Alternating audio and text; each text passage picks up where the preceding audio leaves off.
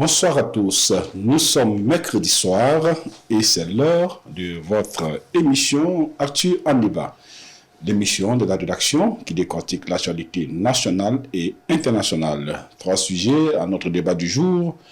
La transition au Mali, les pics de l'ex-premier ministre Choguel Maïga aux autorités militaires de la transition. Nous parlerons bien sûr du secteur aurifère avec la dislocation des organes de la Chambre des mines et nous irons faire un tour en Guinée où la tension couvre avec les forces vives sur la fin de la transition. Pour débattre de ces 3 sujets, nous recevons Daya Diarra, journaliste au quotidien Soir de Bamako. Monsieur, bonsoir. Bonsoir. Idrissa Keïta, également journaliste à Nouvel Horizon. Monsieur, bonsoir. Bonsoir, chers confrères.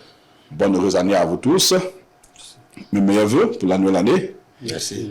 Alors, nous allons aller dans le but de notre sujet. Recevons ces partisans à l'occasion du Nouvel An, le vendredi 3 janvier 2025, l'ancien Premier ministre de la Transition, Choguel Kokala Maïga, a exprimé des critiques acerbes à l'encontre des autorités militaires en place, dénonçant une gouvernance par la peur et une dérive autoritaire qui, selon lui, compromettent l'avenir démocratique du Mali. Là, quand on voit un Premier ministre, c'est vrai qu'avant de sortir du gouvernement, il n'a pas été tendre avec les autorités. Après un long silence, il réapparaît encore en dénonçant. Qu'est-ce que cela augure selon vous? Bon, de la part de Choguel, en tout cas, je ne suis pas surpris. Et je ne suis pas surpris d'autant plus qu'avant même qu'il ne soit démis de ses fonctions de Premier ministre, vous voyez, il a tenu un discours qui n'a pas été du tout apprécié de l'autre côté quand il a parlé de clarification. Vous avez vu, après ces propos, quelle a été la réaction. Et tout de suite, les soutiens du régime ont commencé à le critiquer avec virulence. Et les jours qui ont suivi, vous avez vu, il a été débarqué. Mais quand il a été limogé, il a observé un silence. Sa sortie première après son limogeage, c'est à la faveur de la rencontre avec ses partisans, ces militants qui étaient allés lui présenter les vœux de Nouvel An. Et là aussi, on a vu Choguel très critique dans ses propos. À la limite, je dirais qu'il a tiré à boulet rouge sur le régime. Mais pourquoi un tel discours de la part d'un Premier ministre qui a quitté le gouvernement il y a juste quelques semaines? Je crois que vous avez vu, ça a coïncidé aussi avec la sortie d'un rapport qui l'interpelle, puisque le rapport du vérificateur général sur Agefo. Et je crois que ça l'éclabousse. C'est une façon pour lui, en tout cas, de se défendre. Okay. Moi, je crois qu'on va suivre. On va suivre. Idrissa Keïta, le Premier ministre, l'ex-Premier ministre très acéré envers les autorités. Bon, Choguel fait du Choguel. Ce scénario aussi n'est pas surprenant. Il a eu cette posture d'opposant étant dans le gouvernement. Ce qui a été vu comme une insubordination, ce qui a été vu comme une défiance. Quand bien même que je tiens même à rappeler qu'avant la clarification, il s'y était prêté à travers le fameux mémorandum dont l'auteur fut mis en prison et dont son conseiller spécial qui a dénoncé cette situation fut aussi mis en prison. Ensuite, il a récidivé, grandeur nature avec la clarification, il a été débarqué. Donc, sur ce premier point, ce n'est pas surprenant. Ensuite, il ne faut pas oublier que Choguel, avant d'être Premier ministre, c'était celui-là qui dénonçait le CNT, qui parlait de son illégitimité et qui trimbalait, depuis même le régime d'Ibeka, les casseroles du fameux dossier AMA RTP, dont il était à la tête. Donc déjà, c'est un Choguel qui avait beaucoup de choses, qui s'est retrouvé à la primature, qui avait donc cette immunité gouvernementale, qui faisait que certaines choses n'étaient pas déballées.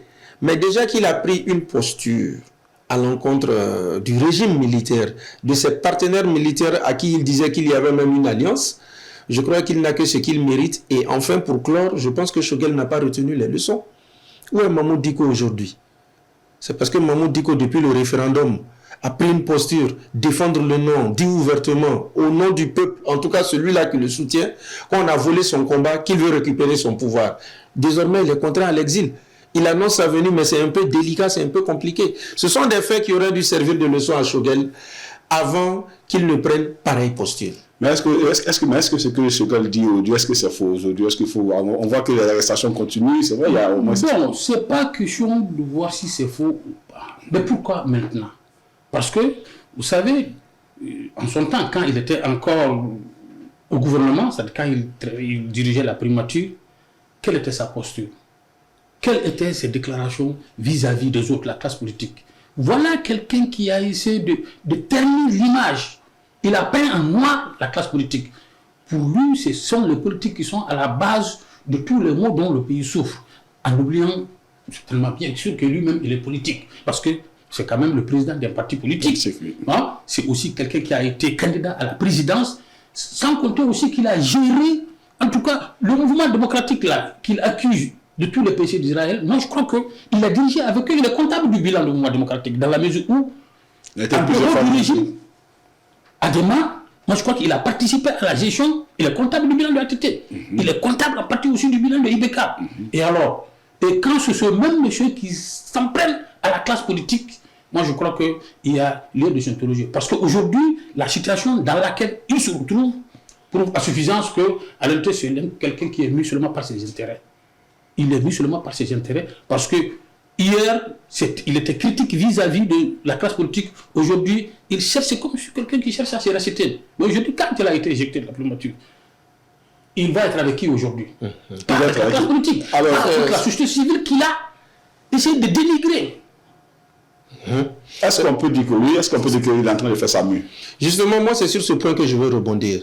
Au bout du compte, un Choguel qui dénonce, étant Premier ministre, ses alliés militaires, un Choguel qui a vraiment trimballé dans tous les sens la classe politique. N'oublions pas que Choguel, dans son bilan primatorial, a été témoin même de l'arrêt des activités politiques, de l'arrestation des leaders politiques.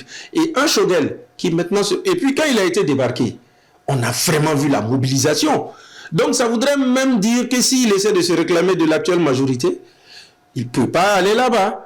La classe politique qui est là, bon, peut-être qui est désormais regroupée au sein du mouvement signataire du 31 mars, il ne peut pas non plus aller là-bas. Donc c'est vraiment un Choguel échelé qui est désormais à la croisée des chemins. Donc il lui sera très compliqué d'avoir des alliances. Il est mis en minorité et je crois qu'il faudrait qu'il sache raison garder. Juste pour clore sur ce point aussi, n'oublions pas que dès le début de la transition, quand Mokhtar Wane et comment il s'appelle, le président de la transition d'alors, le premier, Badao, quand ils ont été débarqués, quand bien même ils n'ont pas eu des casseroles, mais ils ont été mis sous résidence surveillée, il a fallu qu'il y ait des interventions de la sous-région, de la CEDEAO et autres, des semaines et des semaines, voire même des mois presque, pour que cela puisse avoir. C'est-à-dire qu'il s'est mis dans une histoire où il a pris la posture qu'il ne fallait pas. À lui d'assumer, et pour ma part, je pense qu'il devrait faire table rase et faire profil bas pendant cette période. Sinon, en politique, tous les coups sont permis et il y a assez de choses contre lui. Alors, assez de trucs contre Choguel, mais c'est vrai, aujourd'hui, on sait qu'avec ce que vous venez de dire, la classe politique sur son dos, mais à un moment donné, quand on fait du recul, il voit que, quelque part ici, dans le retour, il voit que peut-être qu'il a dû pécher et que maintenant, il veut se racheter en essayant de dénoncer les dérives du régime. Est-ce que c'est pas ça? Si c'est le cas, moi, je crois que c'est trop tard, quoi. C'est trop tard. Parce qu'il devait comprendre que, en tant que leader politique, il a son avenir avec la classe politique. Sa famille. Il a son avenir politique avec les autres, parce qu'il ne peut pas aller seul. Parce qu'aujourd'hui, regarde ceux qui sont avec lui. C'est un groupuscule qui, en tout cas, à mon sens, ne compte pas. Parce qu'on ne peut rien faire de politique sans la classe politique, les vrais acteurs qui sont là. Bon, il les a vilipendés, il les a traités de tous les maux d'Israël, et aujourd'hui, il est pratiquement seul. Il ne peut pas aller avec les militaires, même si dans le discours, il essaie de leur faire des jeux de phare, il essaie de les caresser, mais c'est les gens qui l'ont compris, parce que avec eux, envers eux-mêmes, il a été trop critique. Parce qu'il a rappelé, en son temps, quand il était encore responsable du comité stratégique, son discours vis-à-vis des militaires, on va suivre. il a traité le CNT d'illégal et d'illégitime. C'est l'action en justice contre le CNT, je crois que c'est lui. Mais il a fallu qu'il soit Premier ministre qu'il essaie de passer tout ça. Mais il est allé devant ce même organe législatif pour faire sa déclaration de politique générale. Oui, et vous avez vu la réaction de certains qui étaient au sein de cet organe, qui n'ont pas été tendres avec lui. Et moi, je crois qu'il fera mieux quand même de se taire. Parce que ce qui l'encourage dans cette posture, c'est parce que il y en a qui trouvent qu'il est un homme courageux, parce que le discours, c'est que les autres murmurent, il le dit tout haut. Moi, je crois que ce n'est pas bon pour lui. Ce n'est pas bon. Le meilleur profil aujourd'hui, c'est de faire profil bas et de se taire, parce que c'est militaire. Vous avez vu. Qui aurait cru qu'ils allaient le balancer comme ça? Personne. Moi, ça ne m'a pas surpris parce que je me suis dit c'est quelqu'un qu'ils ont observé. Ils ne sont pas bêtes, excusez-moi du terme, parce que le traitement qu'il leur a fait dans le temps, moi je crois que c'est des gens qui ne vont pas oublier ça, même ils étaient ensemble, mais je crois que c'est des choses qu'ils gardent et à tout moment ils peuvent se retourner contre lui pour lui faire payer, quoi. Donc, mon dernier mot, c'est deux choses. D'abord, Choguel Maïga devrait savoir qu'à l'instant où nous parlons, en cette année 2025, la transition qui était dirigée par deux entités civiles, M5 et militaires, désormais M5, toutes branches confondues, est out. Il devait vraiment travailler à reformer et à réorganiser le M5 qui au bout du compte n'est plus l'alternative tant annoncée pour le Malikoura. La deuxième chose, nous sommes à l'époque d'une alternance générationnelle. Quand bien même ces militaires sont là, ce sont des gens qui ont 40, 45 ans. Je veux dire que quand Choguel commençait la politique, quand il était dans le bilan du mouvement démocratique, les électeurs de cette époque ne sont plus ceux de 2025. Donc pour moi, il devait faire sa mue, politiquement parlant, parce que bien avant même la transition, déjà, son parti peinait à avoir des conseillers. Son offre politique ne passait plus. Donc pour moi, il devait déjà travailler à rebooster le M5 et à relancer autrement sa carrière politique, parce que maintenant il y a une nouvelle génération qui plus ou moins avec laquelle il devra composer. Quand vous dites de rebooster le M5, je crois qu'il faut connaître le poids du M5 en Kouka qui est avec lui aujourd'hui. Parce que Choguel a pu diriger, avoir un contrôle sur cette partie, cette entité, parce que tout simplement, il était à la primature, ça veut dire qu'il a la possibilité de les entretenir. Sinon, aujourd'hui, je crois que au fil du temps, vous allez voir. Non, en fait, rapidement, ce que tu oublies, cher frère Laya, c'est que Choguel, au moment où on l'appelait à aller à la primature, avant même qu'il ne prenne fonction, il avait un M5 quasi complet. Mais c'est au fil des années qu'il y a eu les tendances. Je ne suis pas d'accord. Je ne suis pas d'accord. Je n'ai pas fini. Depuis qu'il a été désigné à la primature, il y a eu la rupture. Je pense que c'est ce que je veux dire. Où sont les Modibo Sidibé? Je veux dire. C'est des gens, c'est vraiment le poids lourd du M5. Moi, je veux que Laurent dise. Je pense que je comprends bien. Je veux que Laurent dise. Voilà, c'est-à-dire qu'au moment où il dénonçait le CNT et autres, le groupe qu'il avait autour de lui, quand il est arrivé à la primature et quand il a fait tout son passage à la primature pendant 3 ans, ça s'est émietté. Et au bout du compte, toute tendance confondue, nul n'est dans le pouvoir. Nul ne collabore avec les militaires. C'est l'entité incarnant le CNSP d'alors qui désormais dirige le Mali. Il faudrait donc qu'il fasse une remise en cause, une remobilisation pour que le M5 se retrouve. Non, tout ça dans sa pratique. D'accord. Sur ce point, il faut être clair. Je crois qu'il a travaillé à casser le M5. Parce que c'est à la faveur de sa venue à la primature qu'il a pu récupérer certains. Parce que qu'il a pu caser, d'ailleurs, je peux dire ainsi. Oui. Mais sinon, en réalité, ceux qui étaient vraiment les véritables leaders sur lesquels les populations comptaient, qui pouvaient faire sortir le peuple, les populations. D'accord, justement, on en reparlera dans une autre émission. C'est très bien compris, le M5 M3. C'est vrai qu'aujourd'hui, le M5 n'a plus cette M5 qui a fait rêver tant de Maliens aujourd'hui. En 2020. Alors, nous allons partir sur le thème 2. Le Conseil des ministres du 3 janvier 2025 a annoncé la dissolution des organes de la Chambre des mines par le ministre des Mines. La décision intervient après plusieurs années de dysfonctionnement et de reports répétés des élections consulaires initialement prévues pour renouveler le bureau dirigé par Ablay Pona, dont le mandat avait expiré depuis 2016. Alors, Idrissa Keita, ça vous a surpris la discussion de la Chambre des mines? Oui et non. Parce que c'est vrai que cette chambre, vu qu'elle n'est pas sous les projecteurs, on a tendance à l'oublier. Mais c'est la dissolution qui a évidemment réveillé les choses qui a créé le rappel. J'avoue que j'assume mes propos. Le président Abdoulaye Pouna a quand même tort. Dans un contexte où, de 2016 à 2025, ça fait quasiment 10 ans qu'il est encore là, il n'a pas organisé d'élection, quand bien même il n'y a pas de bruit. Je me souviens que l'année passée ou surpassée, il y a eu une fronde. Mais dans un contexte où lui-même, il a vu la dissolution de l'AEM, il a vu la dissolution du CNJ. À chaque conseil des ministres, on dissout des conseils communaux. Je crois que dans ce genre de contexte, il aurait dû savoir anticiper pour ne pas être pris sur le coup. Donc moi, sincèrement, j'avoue que comme on dit, les mêmes causes produisent les mêmes effets. Donc il ne subit que la conséquence de cette prolongation infinie. Là, Diarra, est-ce que Pouna n'est pas victime de réforme au niveau du secteur minier? Bon, on peut dire que oui. Mais je commencerai par là où il a terminé, parce qu'il dit que Abdoulaye Pouna n'a pas su anticiper. C'est-à-dire, il faut comprendre que c'est lui, dans son entraînement, s'il parvenait à organiser les élections, on n'allait pas dissoudre. Moi, je crois que non. Parce que déjà, la crise était là, elle était persistante. Les acteurs n'étaient pas d'accord avec lui. Et chaque fois que ce n'est pas l'année surpassée seulement, il y a des années. J'y reviendrai. Le mandat est fini depuis combien d'années? On a prolongé.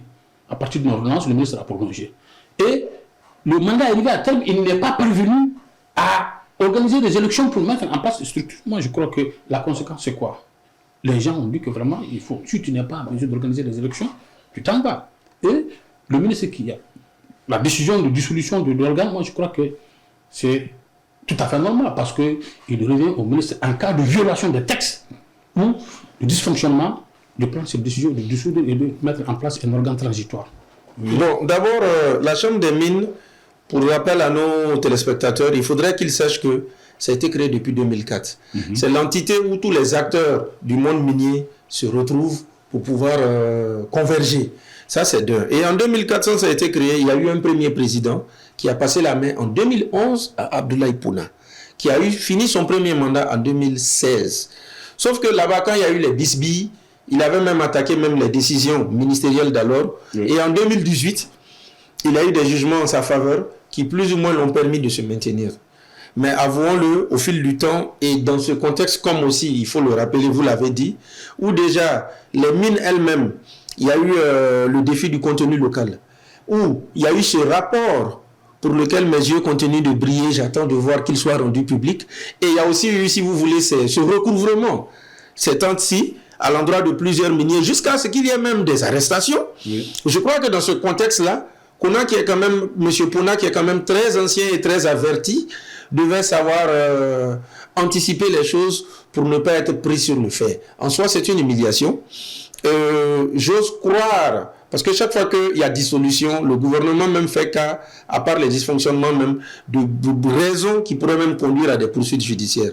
J'ose croire qu'on n'irait pas vers là, parce que quelque part, si jamais Pouna se retrouve pénalisé ou se retrouve juridiquement vers la case prison, ça pourrait même porter préjudice à son parti Adema, où parfois il affiche des ambitions pour être à la tête du parti ou le candidat de la formation, ou parfois aussi, je n'oublie pas, c'est un gros bailleur de sa formation politique. Justement, sachant qu'aujourd'hui... Sur ce point, Zélika, il dit que Pouna aurait dû anticiper. Je ne sais pas ce qu'il veut dire par là.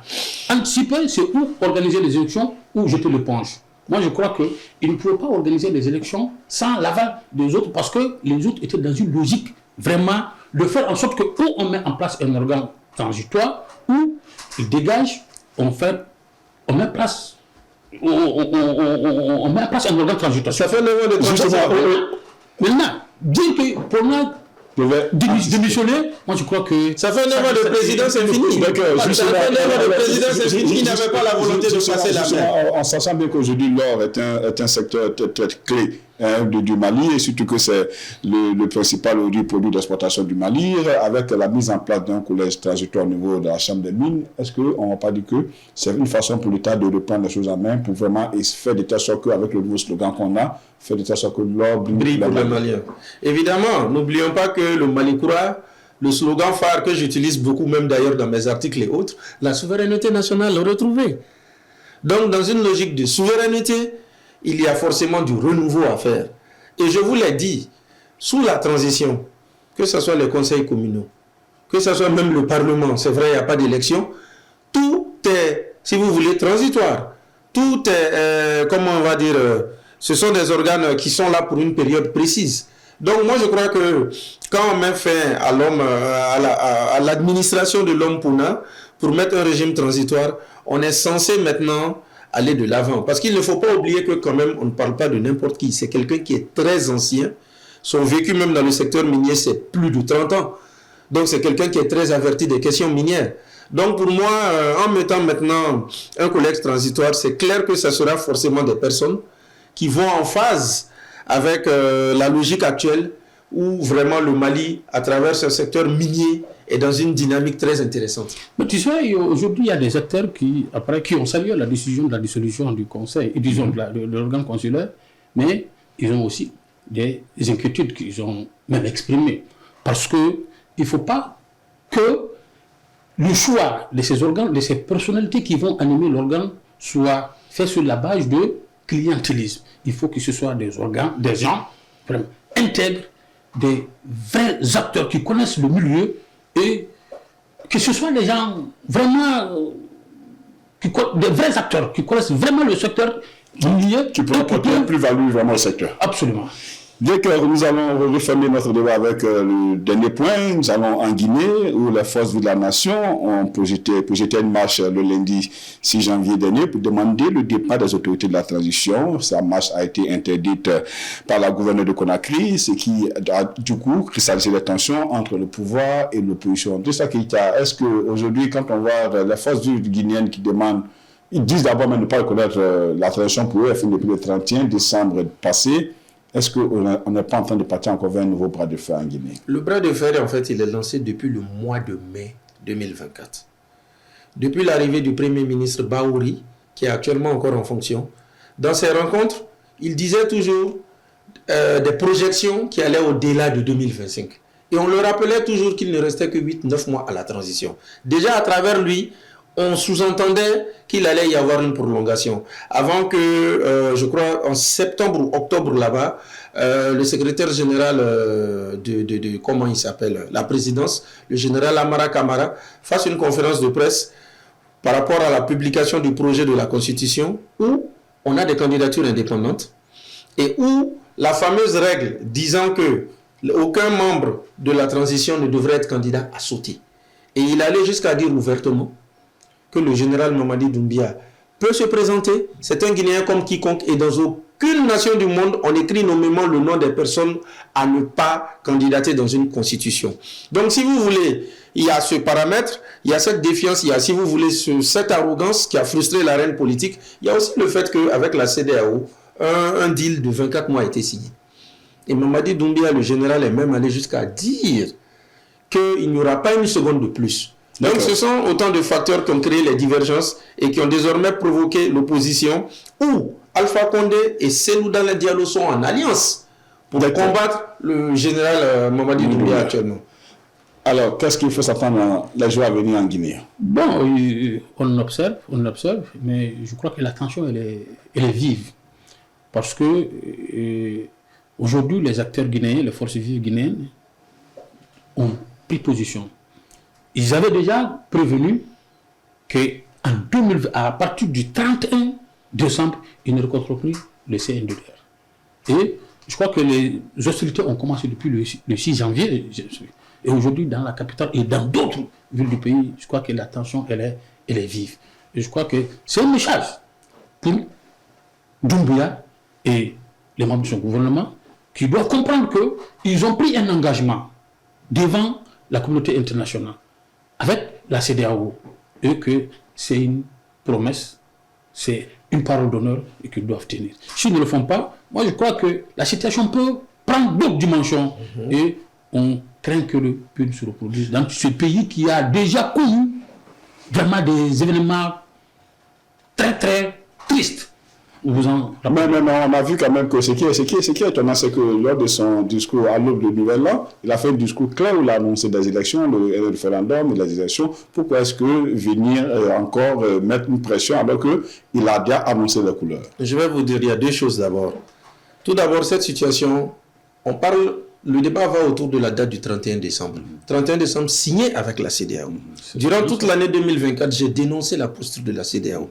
Pour nous qui avons connu la CEDEAO dans la zone AES. Est-ce que nous pouvons aller d'abord, parce que par rapport à la question que j'ai posée, oui, je viens. Est-ce qu'aujourd'hui, avec les intentions que le président a vraiment affichées lors de son discours à la nation, est-ce qu'il faut encore mettre la pression? Mais c'est ce que j'essaie de vous dire. Qu'est-ce qu'ils ont signé avec la CEDEAO? Ils ont signé trois choses. Fichier électoral, RAVEC, Constitution. Il n'y a rien. C'est ce qui a été signé avec la CEDEAO jusqu'au 31. C'est à la CEDEAO d'interpeller, de venir aux nouvelles pour dire que, mais ce qui a été signé dans le délai, aucun des trois points n'est effectif. Et nous sommes hors délai. Donc moi, venant pour moi, quelque part, la CEDEAO est fautive et se doit d'être aux nouvelles pour qu'on puisse éventuellement tomber d'accord sur un bail à prolonger ou avoir un consensus. Sinon, il faudrait que vous sachiez que les opposants, malgré qu'ils soient tous exilés, ils ont quand même l'essentiel de leur base et ils sont prêts à prendre la rue et ils ne veulent rien entendre. Et moi, je suis très inquiet parce qu'on a déploré déjà un mort. Oui, je comprends. Oui, effectivement, c'est vrai qu'on parle de la CEDEAO, mais on a vu, c'est toujours le compromis, il peut y avoir des discussions. Mais lorsque déjà, à travers un message lui-même, sachant qu'ils ont fauté et qu'ils demandent une ratification, si je peux me permettre, donc quand même, au moins le crédit du doute. Bon, je crois que c'est la CEDEAO, comme l'a dit, la CEDEAO devait venir faire le bilan. Parce qu'un engagement a été pris. Nous sommes au terme du délai convenu. Qu'est-ce qui a été fait? Qu'est-ce qui n'a pas pu? Maintenant, on va avec les autres acteurs. Qu'est-ce que vous voulez? On prolonge la transition ou on fait autre chose? Un consensus s'impose alors pour la stabilité du pays. Moi, je crois que la Guinée n'a plus besoin de problèmes parce que ce pays a trop souffert de crise politique. Consensus pour qu'on tourne la page et pour que les Guinéens puissent vivre en paix. Ça s'impose. Parce que s'il n'y a pas de consensus, qu'est-ce que nous avons désormais? C'est la rue, les tensions, la violence et les morts d'hommes. Et l'opposition jure par une chose, une transition civile. Or, on sait que quel que soit un bras de fer à travers ce monde, quelle que soit la culture et le pays, il faut s'asseoir pour discuter. Et je pense que au-delà de cela,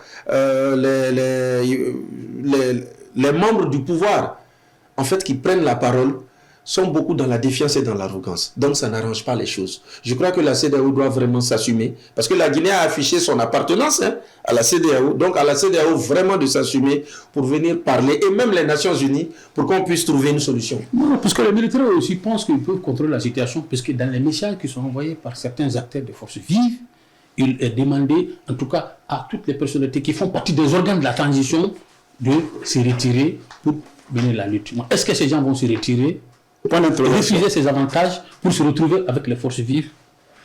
Asseyons-nous et discutons. C'est ce que nous souhaitons pour les Guinéens, pour ne pas qu'il y ait encore des pertes en vies humaines. 2005 doit être une année de prospérité. 2025 du moins, c'est une année de prospérité, de paix, surtout paix au niveau de la sous-région, paix dans les foyers, paix pour que nous puissions vraiment vaquer tranquillement nos occupations et paix pour que nous puissions faire face aux défis qui s'imposent à nous. Ceci met fin à notre débat. Nos invités étaient Laya Diarra, journaliste à Soir de Bamako, et Idrissa Keita, également journaliste en Nouvel Horizon. Quant à moi, je vous dis au revoir, restez à notre compagnie d'ici là et que Dieu bénisse le Mali.